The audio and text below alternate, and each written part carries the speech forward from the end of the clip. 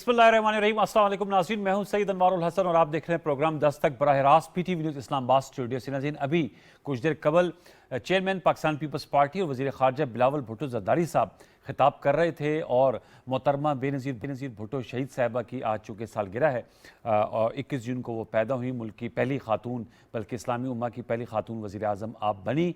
यकीनन उनकी फ़ैमिली के साथ हैप्पी बर्थडे। और अब वो इस दुनिया में नहीं, अल्लाह ताला उनके दर्जात बुलंद करे। बाहर कैफ उन्होंने मरकज़ी तकरीब से ख़िताब किया और ख़िताब के दौरान जहाँ उन्होंने अपनी वालदा को बहुत ज़्यादा खराज तहसीन पेश किया और उनके हवाले से जो उनका किरदार रहा, जो उनकी सियासत रही, उस पर भी उन्होंने गुफ्तगू की। साथ में उन्होंने बहसीत वज़ीर ख़ारजा जो अब तक की उनकी कारकर्दगी है बिलखुसूस फैटिफ के हवाले से, या जो उन्होंने बताया कि उन्होंने मुख्तलिफ़ अहम ममालिक के इसलिए दौरे किए कि ताकि पाकिस्तान के जो बैरूनी ताल्लुकात हैं उनमें बेहतरी आ सके, उस हवाले से उन्होंने बात की। फिर उन्होंने बताया कि जो मुआहदा कर लिया गया था साबका दौर में IMF के साथ, उसके तहत मुश्किल मुआशी फ़ैसला करने पड़ रहे हैं और फ़ैसले किए जाएंगे।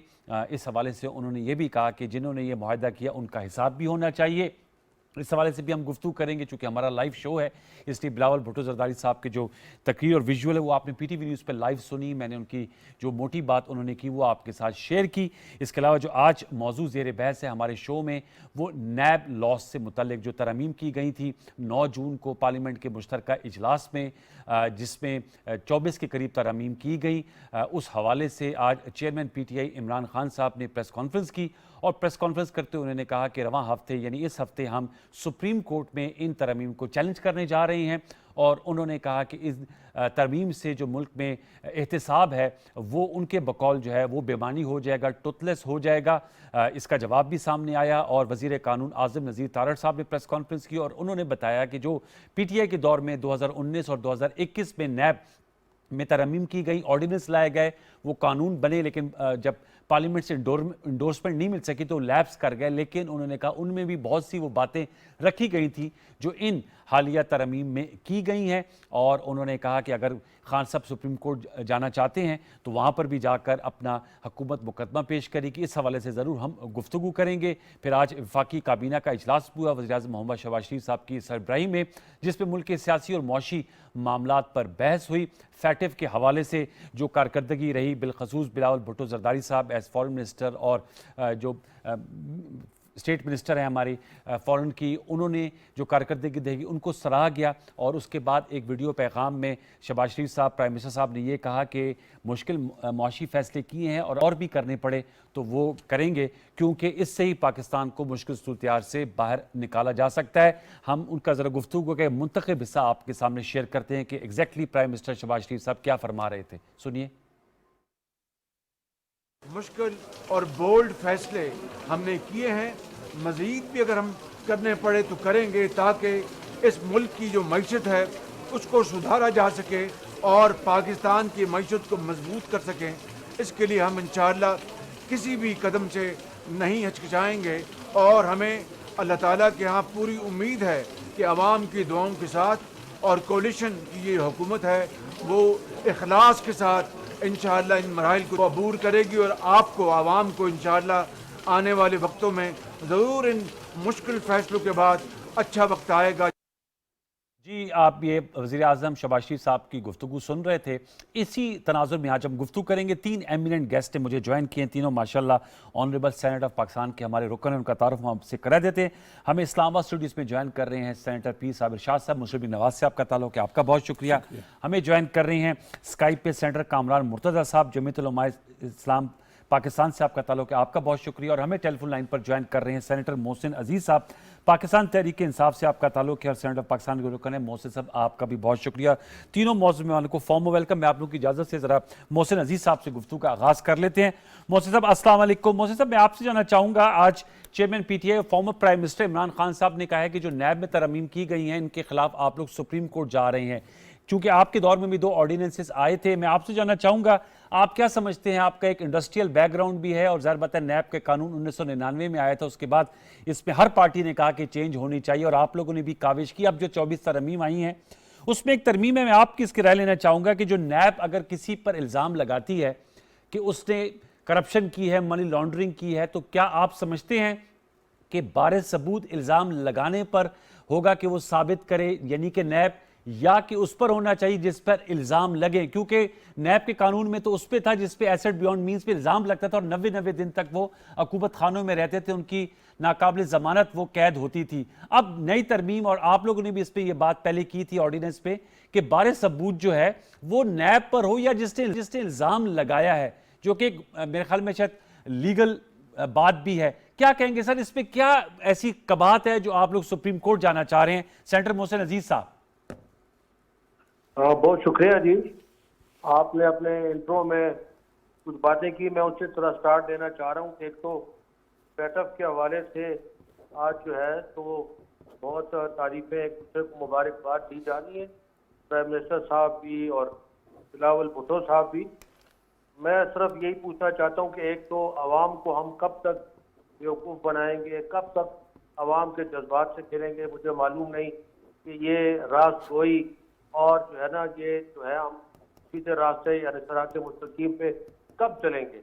ये यही वो लोग हैं कि जिन्होंने इसी सेटअप के कानून से वॉकआउट किए थे, यही वो लोग हैं जिन्होंने सेटअप कानून को बिल्कुल न मानने की इसरार की थी, यही वो लोग हैं जिन्होंने जब सेटअप कानून आए थे तो उस वक़्त उन्होंने नैब के कवानीन को सामने रखा था कि नैब के कवानीन को चेंज किया जाए, अदरवाइज हम सेटअप के कानून नहीं मानते। अच्छा। बहरहाल आज वो एक दूसरे को मुबारकबाद दे रहे हैं।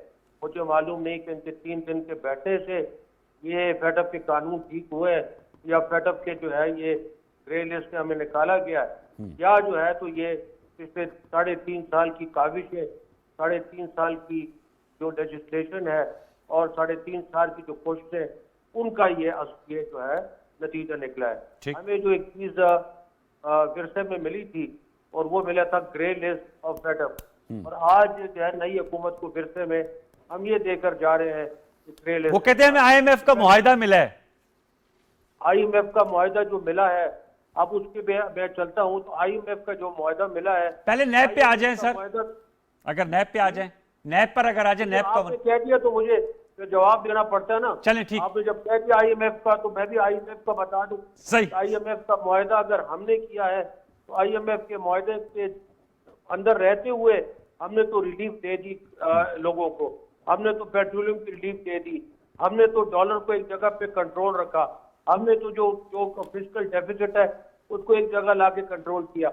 आज अगर जो IMF का वो है कि आप आगे 10 उंगलियां जो है अंगूठे लगा के भी, 10 उंगलियों के निशान लगाने के बावजूद भी वो आप पे इत्मीनान नहीं कर रहे, आप पे एतबार नहीं कर रहे, तो ये तो आपका प्रॉब्लम है। और इस वक्त आपकी वजह से मुल्क को प्रॉब्लम हो गया है। ये 215 रुपए पे डॉलर चला गया है और रुकने का नाम नहीं ले रहा। खुदा का वास्ता माने इसके ऊपर बात करें। नैब की जहां तक तल्लक है, देखिए नैब का तो हमने पहले ही ये बात थी कि 2-3 चीजें हैं जिसके लिए हुकूमत जो है तो बेताब है तो किसी तरीके से हुकूमत की कुर्सी पर आए ताकि ये चीजें खत्म कर दे। एक जो है इनके पास यही था कि इलेक्शन का जो रिफॉर्म एक्ट हुआ है उसको किसी तरीके से मलियामेट किया जाए और चीज पाकिस्तानी से हक छीना जाए, और जो शफाफ तरीका है, जिस तरीके से हमें शनाख्ती कार्ड इशू होता है, जिस तरीके से हमें ड्राइविंग लाइसेंस इशू होता है, उसी तरीके से हमें जो है पासपोर्ट मिलता है, यानी तो अंगूठे का तरीका है, दस्तखत का तरीका है, तो उसको हम वोटे के लिए नहीं मानते। न जाने इसमें क्या मतलब है, उन्होंने अचीव कर लिया। आज जो है दूसरी बात है कि ये नैब को बिल्कुल ट्रूथलेस ऑर्गेनाइजेशन बना दिया जा रहा है। मैं तो कहता हूं कि इसको अवाम पे और पाकिस्तान पे जो है तो खुदारा जो है तो ये जो है ना रहम करें। इतना जो बड़ा खर्चा हो रहा है इसको खत्म कर दें, सिरे से खत्म कर दें, नैब को बिल्कुल सिरे से खत्म कर दें, इनको नो कह के खत्म कर दें तो ज्यादा बेहतर होगा। कम से कम वहां पे जो कुर्सियां हैं, वो जो मेजें हैं, वो जो पीसी है, वो तो किसी के काम आ जाएगा, क्योंकि अब तो एक ट्रूथलेस ऑर्गेनाइजेशन हो गई है। मैं चाहूंगा मुझसे साहब आपने चंद नुकात हो जाए जवाब अब सुनिएगा। कामरान मुर्तजा साहब, सर इस पे आपसे जानना चाहूंगा चूंकि आपका लीगल बैकग्राउंड है। मोहसिन साहब कह रहे हैं वी स्टार्ट इन्वर्टेडली कि जो नैब का इदारा है इन तरमीम से इसे टूथलेस कर दिया गया है और इससे बेहतर इसको खत्म कर दिया जाए, और फैटिव के हवाले से भी कह रहे हैं कि 3.5 साल की इनकी मेहनत है, ये लेगेसी आप लोग अपना रहे। IMF के मुआहदे के हवाले से आपने सुन लिया, क्या कहेंगे? स्टार्टिंग विद नैब, आप समझते हैं आप लोगों ने इसको टुथलेस कर दिया है, और पहले ये जो पीटीआई 2019 और 21 पे ऑर्डिनेंस लाई थी उससे कितना मुख्तलिफ है जो आप लोग कवानीन लेकर आए हैं? मोहसिन अजीज साहब इस हद तक दुरुस्त कह रहे हैं कि इसको टुथलेस कर दिया गया है, मगर मुखालिफ सियासी जमातों के लिए ये ऐसा अदारा है जो सिर्फ मुखालिफिन के लिए इस्तेमाल होता था या होता रहा है। और इसके लिए जो है जो शर्मनाक माजी है नैब के अदारे का, राइट फ्रॉम मुशर्रफ और उसके बाद आज तक जो उसके बाद जो है ना वो बहुत सारे जो है ना वो स्कैंडल्स जो है ना इनके दौर के सामने आए, और जिनको इन्होंने अपने पास जो है ना उनकी सबूत जो है वो अपने पास संभाल के रखे और उसको यूज़ करते रहे अपने मुखालिफिन के खिलाफ। तो उसमें बिल्कुल ये कहना इनका बजा है कि वो टुथलेस कर दिया गया है, मगर अपने सियासी मुखालिफिन के खिलाफ। और ये तो खुद भी इनका भी अपना केस यही था कि इसको अमेंड होना चाहिए, और अमेंडमेंट जो है ना वो जाहिर है कोई उससे इत्तेफाक करता है, कोई उससे इत्तेफाक लेकिन ये तो नहीं। सुप्रीम कोर्ट जाने का ऐलान कर रहे हैं सर, और कह रहे हैं कि इससे तो बेहतर था, आज खान साहब कहते हैं बमबारी कर ली जाए खुदा ना खास्ता ऐसे कानून पे तरमीम से। अदालत जाना इनका हक है, उसको आर्टिकल 8 के टच स्टोन पे देखना होगा कि कहाँ पे जो है ना पार्लियामेंट ने एक्सीड किया है आर्टिकल 8 के हवाले से। वो जो इनके पास जो वो टेस्ट वो लिटमस टेस्ट होगा वो आर्टिकल 8 का होगा। कहीं पे अगर पार्लियामान ने अपनी जुरिस्डिक्शन से एक्सीड किया है तो यकीनन जो है ना वो अदालत उसमें मुदाखलत कर सकती है। कहीं पे कोई फंडामेंटल राइट जो है ना वो उसमें हम चले गए हैं तो यकीनन जो है अदालत उसमें इंटरवीन कर सकती है। मगर अगर विद इन जुरिस्डिक्शन है, इनकी राय और हो सकती है, मेरी राय और हो सकती है, तीसरे साथी की राय और हो सकती है, इवन विद इन पार्टी जो है ना वो हमारी राय मुख्तलिफ होती है। तो उसमें जो है ना राय का मुख्तलिफ होना उस बात पे जो है वो अदालतें उसको सेटिस्फाइड नहीं करती। इनको स्टैब्लिश ये करना होगा कोई फंडामेंटल राइट इन्फ्रिंज हुआ है, इनको ये स्टैब्लिश करना होगा कि ये पर्सन स्पेसिफिक है। हालांकि इससे पहले इन्होंने 2 अमेंडमेंट्स किए, मैं इसी में मिसाल दे देता हूँ। जो पर्सन स्पेसिफिक थी, जो जिसका फायदा जो है ना उन्होंने चेयरमैन साहब को दिया था, जिसका फायदा उन्होंने प्रोसिक्यूटर जनरल साहब को खास तौर पे दिया था, क्योंकि उस वक्त का चेयरमैन जो है ना इनको सूट कर रहा था, उसको कंटिन्यू करवाना था। उस वक्त का प्रोसिक्यूटर जनरल जो है वो इनको सूट कर रहा था, उसको कंटिन्यू करवाना था।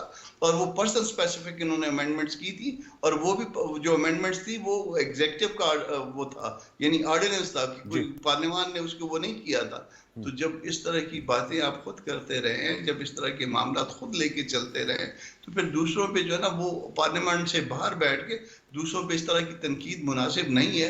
आइए आपका नुक्ता नज़र मुमकिन है, मुझे अपील करें, आए पार्लियामान में बैठिए, पार्लियामान में अपना इनपुट दीजिए। पार्लियामान में मुमकिन है कि आपके इनपुट के आने के बाद मेरी राय आपकी राय से जो है वो मुमासलत इख्तियार कर जाए।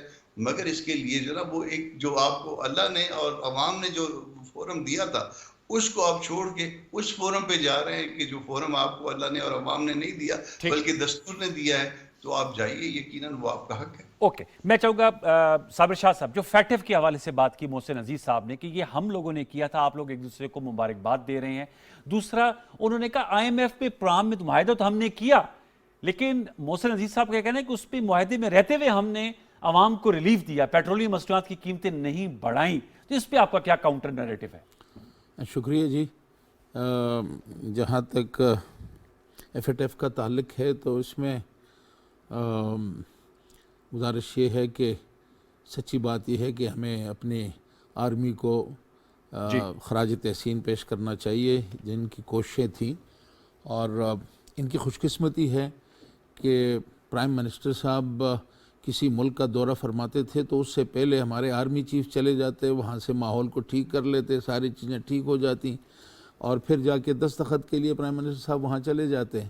FATF में भी इनका रोल इतना ही है। हकीकत ये है कि हमें अपने पाक फ़ौज को हमें खराज तहसीन पेश करना चाहिए। चीफ ऑफ आर्मी स्टाफ जो हैं उनका कलीदी किरदार रहा है, और वो कटा के उंगली शहीदों में नाम लिखने वाली बात में ये भी मुबारकबाद ले सकते हैं, ऐसी बात नहीं है, कंजूसी हम नहीं करते। सही है। लेकिन ये एक पाकिस्तान की कामयाबी है, और इसमें जो लोग इसके जिन्होंने हिस्सा डाला है, हाँ, वो सब लायक तहसीन है। लायक तहसीन है। ठीक, इसको हम इस बात पे इत्तेफाक करते हैं। इत्तेफाक करना चाहिए। अब ये बताएं कि ये कह रहे हैं हम तो IMF में रह के रिलीफ दे रहे थे सर, अब आप लोग ड्राइविंग सीट पे, हमने प्राइम मिनिस्टर शहबाज शरीफ साहब का सॉर्ट भी चलाया है, वो कह रहे हैं कि हम नहीं चाहते, दिल पे पत्थर रख के ये फैसले किए हैं, तो बताइएगा, पीटीआई तो आराम से मोहसिन साहब तो दामन छुड़ा के वो कहते हैं अब आपका मुआहदा है, अब आप लोग इसको ऑन करें, हम तो रिलीफ दे रहे थे, आप नहीं दे रहे। बिल्कुल सही फरमा रहे हैं, क्योंकि इन्होंने जो रिलीफ दिया उस रिलीफ का असर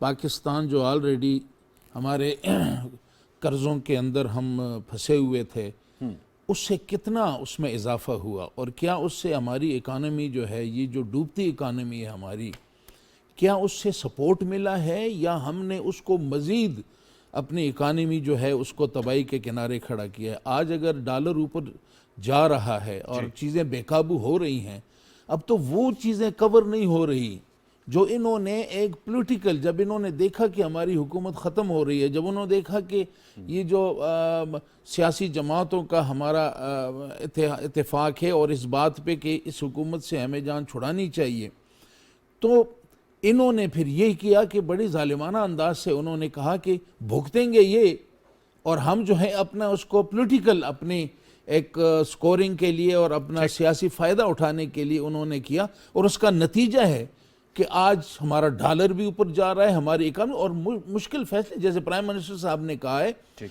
हमारी पोजीशन क्या है?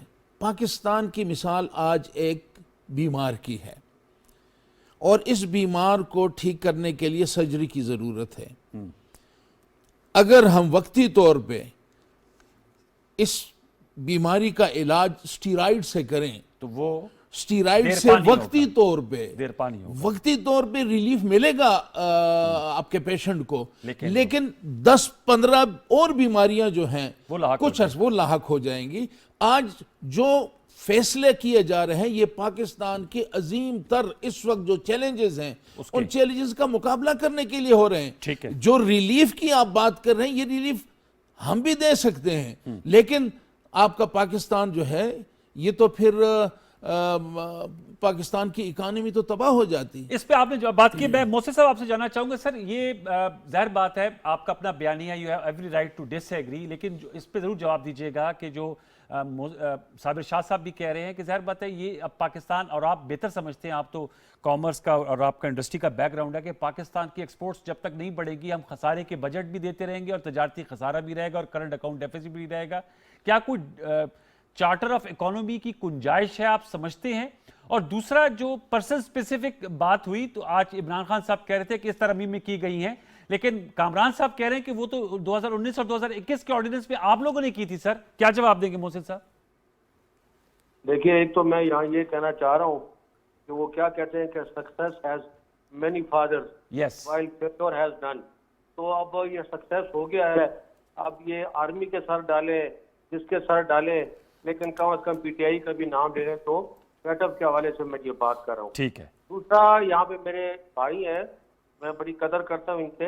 अब बात ये है कि उन्होंने कहा कि जो बीमार है उसको सर्जन की जरूरत है, कैंसर का बीमार है, वो वार्ड में पड़ा है, तो मुझे समझ नहीं आती कि उसको तो आप स्टेरॉइड्स के साथ छोड़ के कैंसर के बीमार को आप पैरासीटामोल के साथ भी नहीं ट्रीट कर रहे हैं, क्योंकि आपको मालूम है कि जो है ना पिछले 2 महीने से स्टेट बैंक का गवर्नर ही नहीं है।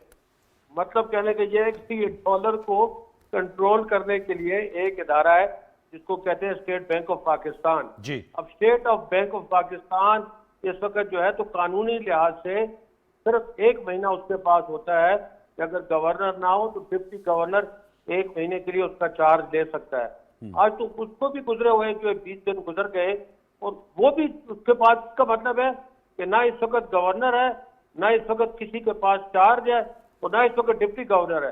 तो ऐसी सूरत में तो यही कुछ होगा कि जो आप आज कह रहे हैं कि जब आपको 174 रुपए पे नो कॉन्फिडेंस से पहले डॉलर मिला था, उसकी क्या वजूहत है? खुदा रहा मैं इसको कहते हैं, इसको सियासत के नजर न करें, क्योंकि ये कंट्री, ये जो हालात है ये बिल्कुल तबाही हो चुकी है। खुदा रहा, हम जिस वक्त के आपस में बैठते थे और कोई इकोनॉमिस्ट होते थे, मैं तो इकोनॉमिस्ट नहीं हूँ, हम बहुत परेशानी से ये बात करते थे कि यार एक दिन आएगा, और कोई कहता था नहीं हो सकता कि 200 रुपए का डॉलर हो जाएगा, और बाद एक्सपर्ट कह रहे थे कि नहीं, गलत बात मत करो, ये बहुत बड़ी तबाही की तुम बात कर रहे हो। तो इसको, ऐसे आदमी को वो चुप करा दिया जाता था। आज तो वो 215 पे भी नहीं रुक रहा। भाई मेरे, तो ये आप छोड़ दे इस बातों को। बाकी आप जो बात कर रहे हैं, देखें ये बिल्कुल ठीक है, ये मैं भी मानता हूँ। कामरान मुर्तज़ा साहब ने भी बिल्कुल अच्छी बात की है कि ये जो था नैब का जो इदारा था उसको मुख्तलिफ जो है उसके ये इस्तेमाल किया जाता था, एक दूसरों के लिए इस्तेमाल किया जाता था कि जो पॉलिटिकल राइवलरी है उसको ठीक करने के। लेकिन ये भी मैं भाई को कहता हूँ अपने कि देखिए जो बड़े बड़े केसेस थे वो एक बड़ी जमात में दूसरी बड़ी जमात में और वाइसा वर्षा ये बनाए गए थे। 90% केसेस तो वही थे। अब बात यह है कि ठीक है, हम भी इसमें समझते थे कि इसमें अमेंडमेंट्स की जरूरत है और अमेंडमेंट्स इसमें होनी चाहिए, क्योंकि आगे मुल्क रुक गया था, क्योंकि ब्यूरोक्रेसी ने, बिजनेसमैन ने काम रोक दिया था।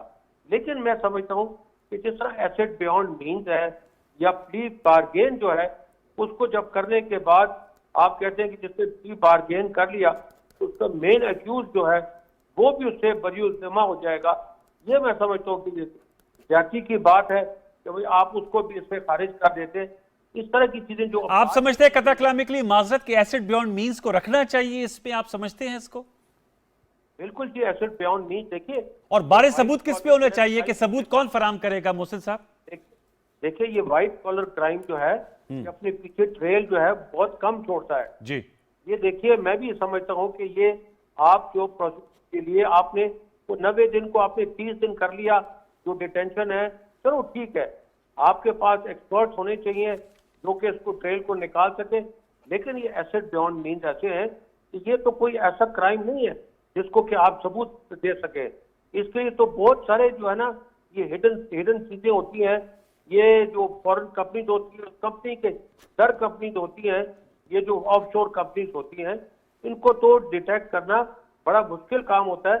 यही तो मैं कहता हूँ अगर इसको एसेट बियॉन्ड मीन्स जो है वो भी एक रीजनेबल डाउट है उसके अंदर रह जाता है। लेकिन एक आदमी अगर वो जो है 1 लाख रुपए तनख्वाह लेता है और उसकी जो है तो 20 साल भी सर्विस हो गई तो सारे मिला जुला के उसके एसेट जो है अगर 5 करोड़ होते हैं तो चलो जी फिर भी आप उसको माफ कर दें, लेकिन उसके अगर 100 करोड़ रुपए है वो कहां से आ जाते हैं? लेकिन मोहसिन साहब मैंने तो देखा अभी तक जो रिकॉर्ड रहा है नैब का, एसेट बियॉन्ड मीन्स में बड़ी बड़ी शख्सियात को रखा और अदालतों से फिर उनकी बेल्स हो गई। कोई एक केस आप मेरे साथ शेयर करेंगे इस प्रोग्राम में जो एसेट बियॉन्ड मीन्स का जो पाया तकमील तक पहुंचा हो? देखिए मैं ये समझता हूँ कि इसमें जो आपके जो कुछ भी हुआ है, जो कलेक्शन पिछले 3 सालों में नैब ने की है वो पिछले जो है तो 25 सालों में नहीं हुई थी। नहीं किन से किया, लेकिन सवाल ये सर मेरे का एसेट बियॉन्ड मीन्स के जो बड़े बड़े केसेस है क्या उनका कोई नतीजा निकल सका आज तक? देखिए तो मैं आपको यही कह रहा हूँ कि अगर आपने यहाँ पे भी नतीजा नहीं निकला, अगर आप उसको बिल्कुल पॉलिटिकल विक्टिमाइजेशन पे ले जाना चाहते हैं तो वो तो एक बात अलहदा है। लेकिन हमें मालूम है कि इस पे ऐसे लोग हैं। अब यहाँ पे ये 2 अशखास बैठे हैं, अगर कोई झूठ भी बोलना चाहे, अगर कोई मैं कहता हूँ 50 दफा झूठ भी बोलना चाहे तो इनके ऊपर इल्जाम लगाए तो नहीं लग सकता क्योंकि आज लोग जानते हैं। लेकिन बाद लोगों के ऊपर जब उंगलियां उठती हैं तो मालूम होता है कि यार इसके पीछे कुछ ना कुछ बात है। There is smoke there is fire, ऐसी बात होती है। ये जरा पूछो तो आपकी इजाजत से मैं जरा आपकी इजाजत से काम राइवल हो ना जी, राइवल हो। मैं यहाँ पे ये 2 अशखास जो बैठे हैं जी आपने कहा है कि मेरे दोस्त है हाँ, लेकिन इनके मुंह पे लिखा हुआ है कि ये जो है ना ये कौन लोग हैं। चले जी, ये तो मोहसिन अजीज साहब ने आप लोगों को बड़ा दुश्मन भी हो जाऊं इनके ऊपर इल्जाम नहीं लगा सकता। मैं मेरे साथ रहेगा। मैं कमरान साहब ये बताएगा सर, ये एसेट बियॉन्ड मीन्स हमें खबर आती थी कि जी 1 लाइनर आमदन से जायद असासाजात के केस पे फलाह को गिरफ्तार कर लिया गया, फिर 90 दिन तक गिरफ्तारी, उसके बाद चालान साल 1.5 साल बाद पेश हुआ, फिर कुछ भी ना निकला और फिर जमानत। लेकिन इस पर मोहसिन अजीज साहब कह रहे हैं कि एसेट बियॉन्ड मीन्स में को हटा देना या कम कर देना, इसको तो एम्बिट से निकाल देना, तो फिर money trail white collar crime में ढूंढना बड़ा मुश्किल होता है। इस पे आप क्या कहेंगे? और प्ली बार्गेन पे भी मोतरेज हैं। इसमें ऐसा नहीं है कि उसको इस एम्बिट से निकाल दिया है। अच्छा, ऐसा है कि पहले मैं एक सवाल के जवाब में एक सवाल रख देता हूँ, जरा इसको जरा सोचिएगा, सारे मिल के सोचिएगा। गुज़श्ता 4 साल पौने 4 साल में इनकी हुकूमत थी। इनकी हुकूमत में किसी भी पॉलिटिशियन से एसेट बियॉन्ड मीन्स में किसी को भी जो है ना वो कोई ऐसी कन्विक्शन जो है ना वो बता दे, मासवाए एक केस जिसका जो है ना जिसके साथ जो है वो वजन लगा हुआ था, तो कोई ऐसा केस कोई बता दें, या किसी एक भी पॉलिटिशियन से 1 रुपए की रिकवरी भी जो है ना नैब ने की हो तो ये बता दें। अगर कोई है तो कम से कम मेरे इल्म में इजाफा होगा। अब एसेट बियॉन्ड मीन्स की बात कर रहे हैं, साथ ही मोहसिन अजीज साहब जो है ना वो कह रहे हैं कि हम दोनों को तो शुरफा करार दे रहे हैं। वैसे बाई दी वे मैंने आज तक मेरे पास कोई ओहदा नहीं रहा जिसमें हुकूमत से मासवाई ये पार्लियामेंट में 2 दफ़ा मेंबर होने के, मगर अगर मुझे कहें कि आपने अपने एसेट्स जो है ना वो स्टैब्लिश करने हैं तो बखुदा मैं भी स्टैब्लिश नहीं कर सकता। ये मैं बिल्कुल सच कह रहा हूँ। और अनवर मैं आपको भी कह रहा हूँ, अगर फर्ज करे कि आपको कहा जाए तो आप भी स्टैब्लिश नहीं कर सकते। इसी तरह मेरे भाई मोहसिन साहब को भी जो है ना वो भी मुमकिन नहीं है, क्योंकि ये जो पैमाना रख दिया ना कि इतने पैसे आए होंगे इतने गए होंगे, उसमें 10,000 चीजें आपको भूली होंगी। 10 दफा आपने कोई ट्रांजैक्शन की होगी और वो ट्रांजैक्शन वो आपसे पैसों कोई प्रॉपर्टी खरीदी होगी, बेची होगी, और उसके बाद जब बेच दी, जब उसका मामला तमाम हुआ तो उसने आपने डॉक्यूमेंट तलब कर दी, पैसे जो देने थे वो ले लिए, जो देने थे वो दे दिए। उसके बाद आगे फर्दर अगर ट्रांजैक्शन हो गई तो वो चैप्टर क्लोज। उसके बाद फिर आप ढूंढते रहिए और सोचते रहिए कि पैसे कहाँ से आए थे, कहाँ गए। ये किसी कोई मुमकिन नहीं है कि स्टैब्लिश कर सके। आप पहले रीजनेबली स्टैब्लिश करें। अब आप अगर फर्ज करें मुझसे पूछा जाए कि आपके बाप के पास ये पैसे कहाँ से आए थे, भैया अभी मेरा बाप इस दुनिया में नहीं है, मैं अब क्या बताऊं कि मेरे बाप के पास ये पैसे कहाँ से आए थे। और फिर उसके बाद जो है ना वो बाज़ औक़ात ये कह देना कि जी बाप ने बाकियों को नहीं दिए थे, इसको दिए थे। आपको मेरे फैमिली के मामला का क्या पता है? क्या तो फिर व्हाइट कॉलर क्राइम की पकड़ कैसे मुमकिन होगी सर? ये वाइट कलर की बहुत जो है ना ये मुमकिन हुआ करती है, मगर उसके लिए बड़ा सोफिस्टिकेटेड जो है ना वो सिस्टम चाहिए। ये करप्ट माशरे में या ऐसे माशरे में जहाँ जो अदारों को सियासत के लिए इस्तेमाल किया जाए, उसमें ये बात बिल्कुल मुमकिन नहीं है कि आप पॉलिटिशियन के अगेंस्ट जो है ना इस तरह मामला स्टैब्लिश कर सकें। आज आपने जो है ना वो आज से पहले जो है ना आप जरदारी साहब को जो है ना वो तंग कर रहे थे, या कभी उनका केस जो है ना वो सिंध का केस जो है ना वो इस्लामाबाद में चलता था, कभी इस्लामाबाद का केस के लिए उनको सुप्रीम कोर्ट जाना पड़ता था, कभी आप जो है ना शरीफ फैमिली को तंग कर रहे थे। मगर आपने देखा कि इसके बावजूद भी मामला वहीं के वहीं खड़े हैं। 4 साल में आपने इन मामला को इंजाम में नहीं पहुंचाया, जिसका ट्रायल 30 दिन में होना चाहिए था, जिसकी अपील को 60 दिन में मुकम्मल होना चाहिए था उस वक्त के कानून के मुताबिक। तो जो नहीं प्रैक्टिकेबल वो प्रैक्टिकेबल नहीं है। मामला को रोकने के और तरीके हैं, वो उस तरीकों की तरफ आए नहीं है। ये मिसअंडरस्टैंडिंग थी कानून की कि ये समझ रहे थे कि जो है ना 200 अरब डॉलर आएगा, 100 अरब डॉलर ये करेंगे, 100 अरब डॉलर ये करेंगे, इसके साथ ही मुलजिमों के पेट फाड़ के उनसे भी कुछ निकाल लेंगे, और ये पैसों से जो है ना पता नहीं क्या हो जाएगा, ये अपने मुखालफिन को इस तरह कानून कर देंगे। वो नहीं हुआ करते। अदालतें जो है ना वो ड्यू प्रोसेस ऑफ लॉ होता है, वो उस कानून के मुताबिक मामला चलने होते हैं, और वो जब वो चलते हैं वो टाइम लेता है, वो टाइम कंज्यूमिंग होता है। वो मुमकिन ही नहीं होता कि एक हुकूमत के एक टेनओवर में जो है ना ये मामला मुकम्मल हो जाए। तो जब नहीं होता, आपने 4 साल में नहीं कर सके, इसका मतलब है कि किसी भी दौर में ये मुकम्मल नहीं हो पाता, बहुत टाइम लगता है इसमें। फेयर इनफ, ठीक है। मैं साबिर शाह साहब आपसे सर जानना चाहूँगा, ये तो बात उन्होंने जवाब दे दी, चूंकि कानूनी नुक्ता उठाया था मोहसिन साहब ने। आपकी सर इस हवाले से क्या राय है? अब मोहसिन साहब यही कह रहे हैं कि जी इकोनॉमी के हवाले से जो है मामलात जो हैं उनमें स्टेट बैंक के गवर्नर के हवाले से उन्होंने अहम नुक्ता उठाया मोहसिन अजीज साहब ने, कि स्टेट बैंक का गवर्नर जो है चूँकि बेसिकली रेगुलेटर होता है, और जब ये कानून लाए थे तो मुझे याद है आप लोगों ने कहा कि जी ये तो गिरवी रख दिया खुदा ना खास्ता स्टेट बैंक को। तो वो कह रहे हैं स्टेट बैंक का तो इस वक्त गवर्नर उनकी अंडरस्टैंडिंग के मुताबिक इस वक्त अगरचे मुर्तज़ा सैयद साहब है, लेकिन उनकी भी एक म्याद होती है, उसके बाद लगाना पड़ता है। तो सर स्टेट बैंक ही तो ज़्यादा रेगुलेटर का तौर पे किरदार अदा करता है ना? जी यकीनन ये एक कमी कमज़ोरी अगर है तो उसको क्लियर करना चाहिए। लेकिन जहाँ तक मौजूदा सूरत हाल का ताल्लुक है तो ये बिल्कुल इसमें तो दूसरी राय है नहीं कि ये एक पिछली हुकूमत की जो नाक़िस कारकर्दगी थी उसका मलबा जो है वो हमारे ऊपर पड़ गया है। कैसे पड़ा? आपको इदराक था कि जब आप लोग इनके खिलाफ अदम एतमाद ला रहे हैं तो ये मुश्किल मुआशी हालात आपको फिर विरसे में मिलेंगे? मेरे ख्याल में इतना शायद इतना ज़्यादा नहीं था। अच्छा, कि अंदर की हकीकत क्या है। लेकिन हकीकत तो ये है कि बिल्कुल हर चीज़ खुलकर सामने आ गई है कि किस तरह उस दौर के अंदर चीज़ों को चलाया गया, किस तरह मुल्क की इकानमी जो है उसको कमज़ोर खुदा ना खास्ता, जो आज खान साहब कह रहे थे हम खुदा ना खास्ता खाका मदन श्रीलंका की तरफ तो नहीं बढ़ रहे जो उधर सूरत हाल है? नहीं, ऐसी कोई बात नहीं है, और इंशाअल्लाह चीज़ें अच्छी तरफ जा रही हैं। और थोड़ा यकीनन कुछ दिनों की बात ज़रूर है, लेकिन उसके बाद आप देखेंगे कि रिवर्सल होगा। आपको उम्मीद है? मैं मोहसिन साहब आपसे सर जानना चाहूँगा, आप खुद भी ज़ाहिर बात है मुतफक्कर है कि पाकिस्तान के मौशी हालात जो हैं वो सही डगर पे नहीं चल रहे। लेकिन सर आपसे, क्योंकि हमने इस पे बड़े मुबाहिसे किए हैं, आपसे भी जानूंगा, आप मार्केट को भी समझते हैं और सियासतदान भी हैं। एक तरफ अगर दोबारा आज खान साहब कहते वो कॉल देंगे और लोगों को दोबारा जमा करेंगे, यहाँ पर लेकर आएंगे, तो सर एक तरफ खाना जंगी का बयानिया, दूसरी तरफ मुआशी इस्तेकाम, ये साथ साथ तो नहीं चल सकते। तो फिर क्या सियासी लामल इख्तियार किया जाए कि मामला सुधार की तरफ बढ़े? सुधार की तरफ तो देखिए यही है कि हम तो नालायक लोग थे, हमें तो यही लेबल लगाया गया कि ये बड़े नालायक लोग हैं, इन्हें मईशत को तबाह कर दिया। मैं आपको वसूख से ये बात कहता हूँ, मैं सिर्फ यहाँ पे जो टीवी के शो में आता हूँ, मैं पार्टी पॉलिटिक्स यहाँ कोशिश करता हूँ कम से कम करता हूँ, लेकिन कम से कम करता हूँ। अब बात ये कि देखिए जहाँ पे इन्फ्लेशन का सवाल है जी, 11% पे स्टोर होता था, इन्फ्लेशन हो गया, आज 23% को इन्फ्लेशन क्रॉस कर गई है, 23% को जी। एक महीने में 2.5% एक महीने में इन्फ्लेशन हो रही है। आपका इस वक्त लोड शेडिंग जो है वो बिल्कुल वर्स कंडीशन में है। जो लोड शेडिंग है वो वर्स कंडीशन में इस वक्त है। गैस की लोड शेडिंग वर्स कंडीशन में है। गैस की, बिजली की प्राइसेस आपने बढ़ा दी। मुझे मालूम नहीं कि इसके बाद आपकी एक्सपोर्ट्स कैसे बढ़ेंगी। मुझे मालूम नहीं कि इस वक्त, मैं आपको फिर वसूख से कहता हूँ कि जो 2018-19 था, इसमें जो बंद टेक्सटाइल थी, जो बंद हो चुकी थी, जिसकी मशीनरी जो है उस वक्त तो जो है ये स्क्रैप के 80 रुपए किलो के हिसाब से बिकी थी, वो मशीनें चल गई थी। वो जो है नई फैक्ट्रियां, उसमें PMR हुआ था, वो चल गई थी।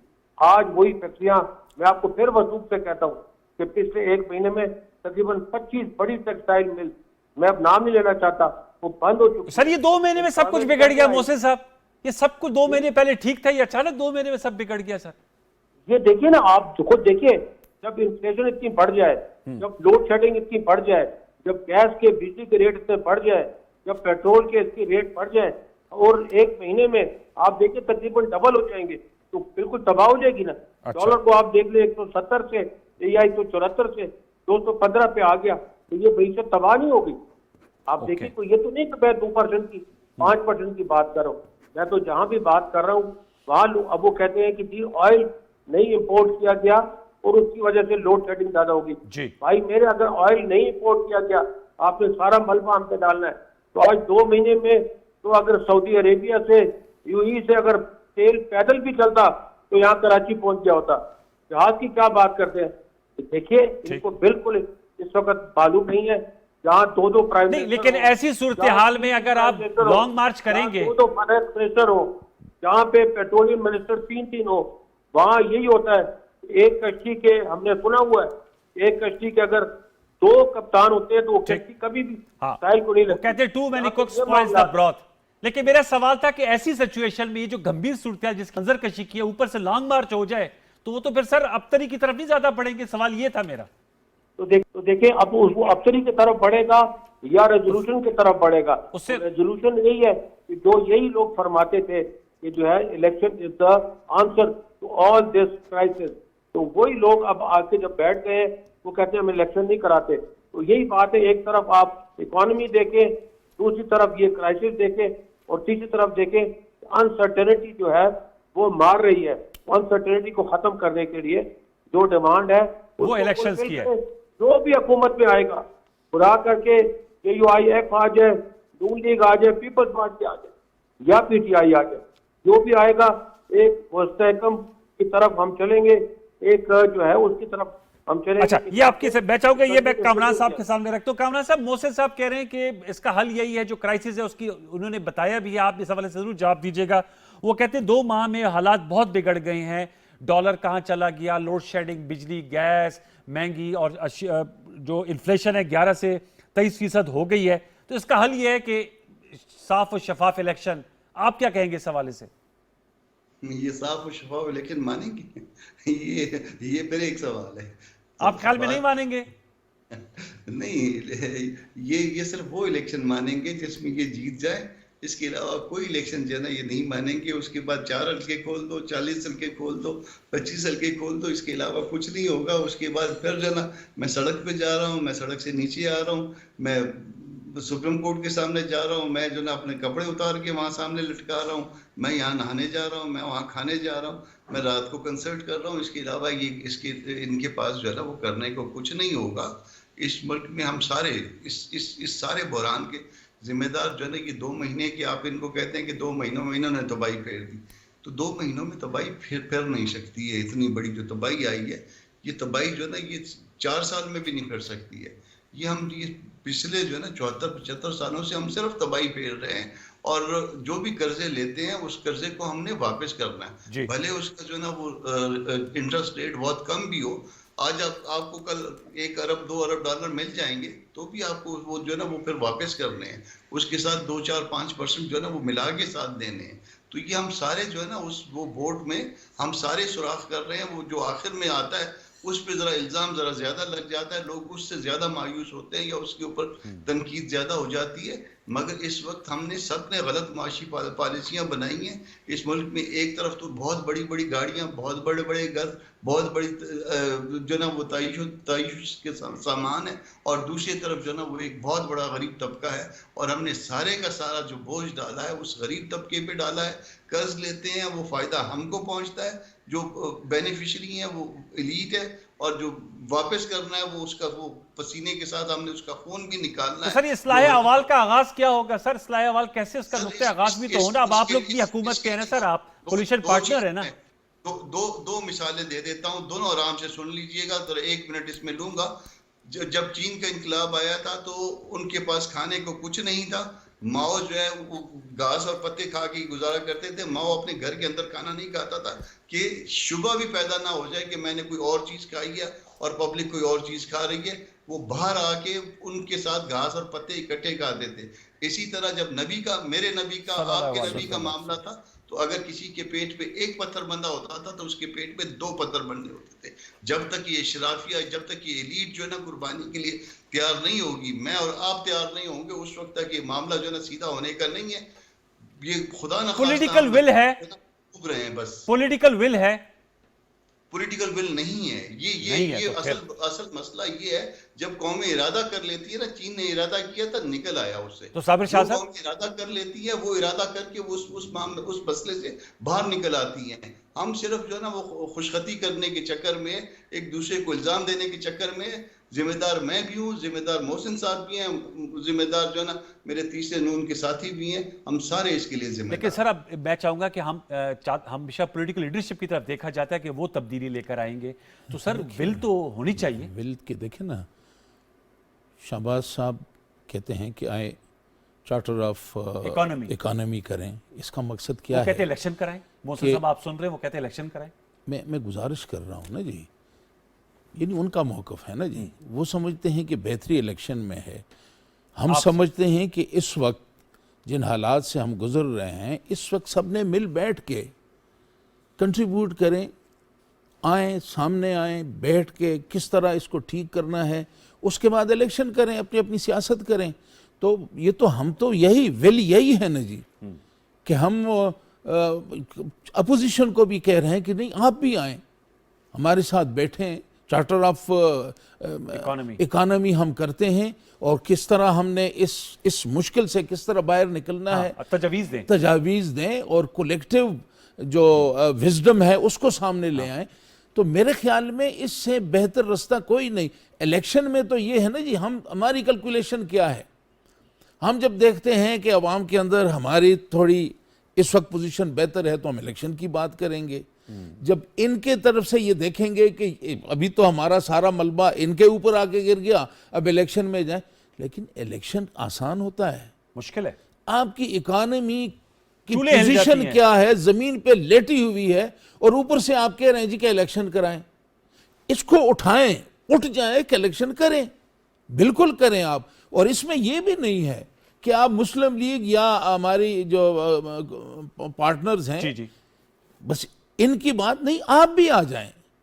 जो एक प्राइम मिनिस्टर आपसे कह रहा है कि बैठ के हम एक वो बना रहे हैं और इसमें सब मिल के इस मुल्क को इस भंवर से निकाले। प्रायोरिटी तो पाकिस्तान है ना जी, सही बात है। अगर हम इसको प्रायोरिटी नहीं बनाएंगे और अपना पॉलिटिकल उसको सामने रखते हुए कि हम पॉलिटिकल गेन हम किस तरह हमें मिलेगी, तो फिर तो आप समझे कि जो फरमा रहे हैं कि विल नहीं है, तो फिर बिल्कुल विल नहीं है। और अगर एक तजवीज़ सामने आ रही है, एक रिस्पांसिबल, इस वक्त तो हुकूमत जिम्मेवार है ना जी, हुकूमत की तरफ से अगर ये है, देखें ना, इससे पहले ये ऑफर शहबाज शरीफ ने भी की जब वो लीडर ऑफ द ऑपोजिशन थे जी, और ये बात जरदारी साहब ने भी की। रिस्पांसिबिलिटी पीटीआई की थी, सही कह रहे हैं। लेकिन उस वक्त सिवाय इसके गाली गलोच के, चोर चोर की बात करके, देखिए ना, आप चोर 4 साल में आप चोर को चोर नहीं बना सके, यह आपका फेल्योर है ना जी। और दूसरी तरफ आप यानी इस मुल्क के अंदर वो माहौल पैदा नहीं कर सके कि इस मुल्क की तमाम कुव्वतें मिलकर इस मुल्क को इन मुश्किलात से आगे लेके जाएं। अगर आप देख रहे हैं कि मुल्क के माशी हालात ठीक नहीं है, तो सियासी लड़ाई जो है इसको पीछे रख लें। ये बड़ी प्रायोरिटी जो है, आप सियासी लड़ाई को ना दे, प्रायोरिटी इसको दे दे, उसके बाद फिर बैठ के पहलवान मैदान में आए, लड़ाई लड़े, ये बड़ी जिस तरह फाइट करना चाहते हैं करें। हाँ, ये बड़ी अच्छी बात की है मौसी साहब। मैं आपसे जानना चाहूंगा, सोल्यूशन बेस्ड गुफ्तगू भी होनी चाहिए। सोल्यूशन बताएं मौजूदा हालात पे। इलेक्शन तो आपका एक पॉलिटिकल है, एक नैरेटिव है, वो तो आप लोग लेके चल रहे हैं। इकोनॉमी में क्या किया जाना चाहिए? अगर आप ऑपोजिशन शेडो गवर्नमेंट होती है, क्या तजवीज आप देंगे इस प्रोग्राम के प्लेटफॉर्म से? देखिए, एक तो मैं ये बात करना चाह रहा हूँ कि मुर्तजा साहब ने जो बात की है, कामरान मुर्तजा साहब, जी, मैं कहता हूँ कि उन्होंने बिल्कुल दरिया को जो है कूदे में बंद कर दिया है। आज तो जमीयत उलमा इस्लाम और पीटीआई में बड़ी यगानगत नजर आ रही है हमें। नहीं, सोच देखें, ये पीटीआई और यूआई की बात नहीं है, ये कहीं मुझे कॉर्नर तो नहीं कर रहे? मैं साबिर शाह साहब कह रहे हैं कि इनको आइसोलेट तो नहीं कर रहे आप ऑन अ लाइटर वेन? नहीं जी, ये मेरे भाई हैं, दोनों भाई हैं, सही है, दोनों भाई है, लेकिन जो अच्छी बात करता है, जी बिल्कुल दिल पे लगती है वो बात, और आदमी को ये बात बरबला कहनी चाहिए, चाहे उससे कोई नाराज हो या कोई खुश हो।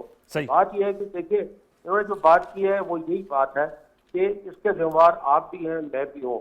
इसके जिम्मेवार पूरे ये जो जनरेशन है, जो मेरी वाली जनरेशन है, वो जिम्मेवार है। इसमें अलीट जिम्मेवार है, इसमें हम लोग जिम्मेवार है, क्योंकि इसमें जो गरीब लोग हैं उसका कोई कसूर नहीं है, जो बेरोजगार है उसका कोई कसूर नहीं है। ये चंद हजार या चंद लाख लोग हैं, मैं समझता हूँ चंद लाख नहीं, चंद हजार लोग हैं, जिनकी वजह से जो है ये खराबी आई है मुल्क में। अब जो उन्होंने पॉलिटिकल बिल की बात की है, मैं आपको आज का वाकया बताता हूँ। मैं बीमार था और मैं टोपी पकड़ के, मैं स्टिक पकड़ के बाहर आना चाहता था, जहाँ मेरी गाड़ी खड़ी है वहां से। अब मैं नाम भी नहीं लेना चाहता, मैं अब तो ले लेता हूँ। प्राइम मिनिस्टर साहब आ रहे थे, उन्होंने कहा तुम पीछे हट जाओ। मैंने कहा भाई मैं तो गाड़ी की तरफ जा रहा हूँ। बहरहाल पार्लियामेंट में उसने मुझे पुलिस से कहा कि जी आप पीछे हट जाओ, सामने आप शक्ल नहीं दिखा सकते। और मैं वहां पे फिर कहा कि भाई मैं चलो यहीं खड़ा हूँ, तो यहाँ खड़ा रहा। और वहां से कम से कम वो पार्लियामेंट हाउस आए हैं, प्राइम मिनिस्टर हाउस से कम 8 गाड़ियां उनकी एस्कॉर्ट पे थी, 5 तो BMW एक ही गाड़ियों, एक ही रंग की गाड़ियां थी। एक तरफ आप कहते हैं कि चाय के 2 कप में पिए, और आप कहते हैं कि चाय का 1 कप पिए, और दूसरी तरफ ही आवाम आपको देखती है। तो ये पॉलिटिकल विल नहीं है ना, एक परसेप्शन भी होता है, उसकी तरफ आदमी को जाना होता है, दुनिया को भी दिखाना होता है। जैसा उन्होंने मिसाल दी कि वो घर में बैठ के, चीन का सदर या प्राइम मिनिस्टर घर में खाना नहीं खाता था, वो बाहर लोगों के साथ खाता था। पहली बात तो ये। दूसरी बात ये कि देखिए, जहाँ पे कलेक्टिव विजडम की बात है, मैं फिर यहाँ इल्जाम लगाने नहीं बैठा, लेकिन ये हकीकत है कि अगर ये नैब का बिल सेनेट में आया है, तो हमने कितनी दफा कितने शोर फसाद किया कि इसको आप हस्बे दस्तूर, हस्बे कायदा, इसको आप कमेटी को भिजवा दें, ताकि वहां पे कलेक्टिव विजडम पे इस पे बात हो जाए, क्या अच्छा क्या बुरा। लेकिन उसको नहीं भिजवाया, बुलडोज किया गया। शायद हम भी ऐसे करते हो, लेकिन आज भी यही कुछ हुआ। तो ये ना कहें कि ये अच्छे और हम बुरे। बात यह है कि इसको जो है, जो बात है वो आज ये बुलडोज कर रहे हैं, कल अगर हमने किया था, क्या किया था, क्या नहीं किया था, ठीक है। लेकिन जब तक ये पॉलिटिकल बिल नहीं आएगी, तब तक हम इकोनॉमी को नहीं समझेंगे। जब तक हम नहीं समझेंगे इसका हल क्या है।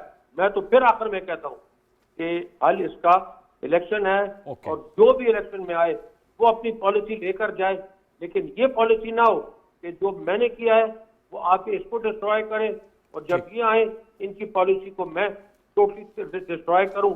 वो जो इकोनॉमिक वही तो चार्टर ऑफ इकोनॉमी की बात होती है कि मेन प्रिंसिपल्स पे इत्तेफाक हो। जो है, मुझे चार्टर ऑफ डेमोक्रेसी से गरज नहीं है, मुझे चार्टर ऑफ इकोनॉमी से गरज है। वो जो है एक आदमी सिस्टम लेकर आता है। मिसाल की बात है, अगर हमने कहा कि construction is the mother of industry and mother of employment, तो कल बनाएगी वो पॉलिसी, आज उसको आके टोटली अहम नुक्ता किया जी। आपने अहम बात की है कि ये इसी चाहिए। साबिर शाह साहब, लास्ट वर्ड, आप कुछ कहना चाह रहे हैं? मैं यही कह रहा हूं जो मोहसिन साहब कह रहे हैं, मोहसिन साहब कंटिन्यूटी होनी चाहिए। कंटिन्यूटी होनी चाहिए। मैं ये अर्ज कर रहा हूं कि तमाम सियासी पार्टियां बैठ के पाकिस्तान के लिए आइंदा 20 साल का प्रोग्राम तरतीब दें। आपने इस सारे प्रोग्राम से कैसे निकलना है उसका लाएअमल बनाएं। चाहे पीटीआई आती है उस प्रोग्राम को लेके चले, जमीयत उलमा इस्लाम आ जाए वो उसको आगे लेके चले, मुस्लिम लीग आए वो आगे लेके चले, पीपल्स पार्टी उसको, ताकि उस में यही तो है ना कि देखें ना, हम पॉलिटिकल स्कोरिंग कर रहे हैं ना। ठीक, देखें ना, पीटीआई का हमारा मौकफ था, मैं ये सच्ची बात मुझे करनी पड़ती है, हमारा मौकफ था कि इलेक्शन में जाएं। पीटीआई कहती है जी कि 5 साल पूरे किए जाएं। अब पीटीआई कहती है कि इलेक्शन में जाए। हम कहते हैं कि ये मौजूदा हालात जो हैं उसका तकाजा, और ये हकीकत है कि ये एक वक्त आ गया है, इस वक्त एक चांस है हमारे पास कि हम अपनी सियासत को पीछे रख लें कुछ अरसे के लिए, और सब मिल बैठ के इस पाकिस्तान के हवाले से बैठ के इसका लाएअमल बने। और ये नहीं एक शॉर्ट टर्म और एक लॉन्ग टर्म आपको एक रोड में बनाना होगा। ये नागुज़ीर है। अगर इसमें आप नहीं आते और सोच ये है कि प्रोग्राम बड़ा अच्छा है, इस वक्त माहौल बड़ा अच्छा है, इलेक्शन में जाए, हम कहें हमारे लिए तो माहौल अच्छा नहीं है, नहीं, आओ इस पाकिस्तान की फिक्र करो। इसी नुक्ते पे प्रोग्राम का इख्तिताम करेंगे। अच्छी गुफ्तगू हुई है व्यूअर्स। आज सेनेटर पीर साहब आपका बहुत शुक्रिया, सेनेटर मोहसिन अजीज साहब आपका बहुत शुक्रिया, सेनेटर कामरान मुर्तज़ा साहब सर आपका बहुत शुक्रिया। और एंड में जो बात की, मैं समझता हूँ बहुत अच्छी बात की है मेरे तीनों मौजूद ऑनरेबल सेनेटर साहिबान ने कि पॉलिटिकल विल होनी चाहिए, मिलकर आगे चलना चाहिए। इकॉनमी में तसलसल आएगा तो पाकिस्तान ये जो पहाड़ जैसे मसाइल है इनसे निकल आएगा। और सियासत को इस वक्त पुश पुश रखना चाहिए और मुल्क को जो है इस वक्त अवली तरजीह देनी चाहिए। इसी पैगाम के साथ प्रोग्राम को यहाँ क्लोज करेंगे। कल तक के लिए सैयद अनवारुल हसन और प्रोग्राम 10 तक की प्रोडक्शन टीम को इजाजत दीजिए। अपना बहुत सा ख्याल रखिए। अल्लाह ने के बाद।